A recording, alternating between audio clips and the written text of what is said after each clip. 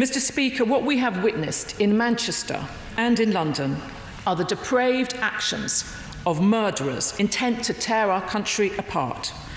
But each act of hate has been met by overwhelming defiance.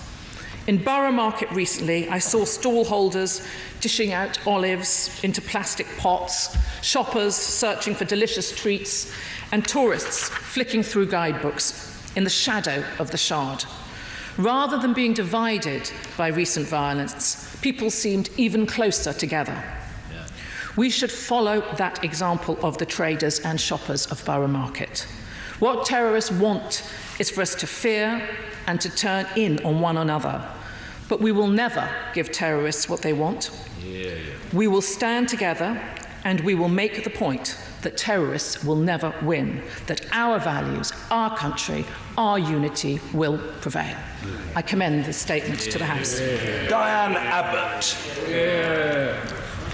On this side of the House, we are grateful to the Home Secretary for her statement, and we would like to offer our condolences to all the victims and their families of the Westminster, Manchester, London Bridge and Borough Market attacks, and most recently Finsbury Park. 36 innocent people dead, 150 people hospitalised, too many families where children or parents will never come home, and too many people, particularly children, who have seen sights which they may never be able to unsee, and whole communities traumatised. We also, on this side of the House, want to commend all of the emergency services, including police, fire, British Transport Police and NHS staff, for their swift actions, running towards danger, coming in off shift, which undoubtedly prevented worse injuries and saved lives. And I would just like to say a word about the imam at the Finsbury Park Mosque.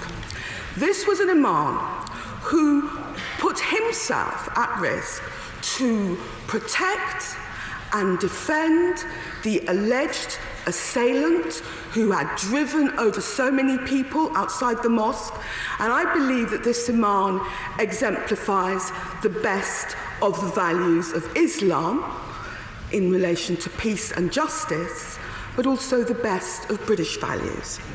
I'd also like to say about the community around the Finsbury Park Mosque. I was there this week, and I met people of all faiths, Christian leaders, Jewish leaders, including my constituents, Rabbi Gluck and Rabbi Pinter, and of course, Muslim leaders, working together to heal the community and take the community forward. And I believe the way that multi-faith and inter-community cooperation is working in practice in that area of London shows us the way forward in the end, in the long run, in contesting the ideology of fear and violence and terror. The variety of these attacks and their different type and varied background of perpetrators reveal that we face multiple threats.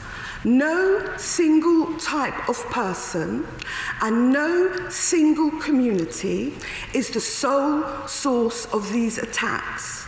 We all face these attacks, and we must all face them together.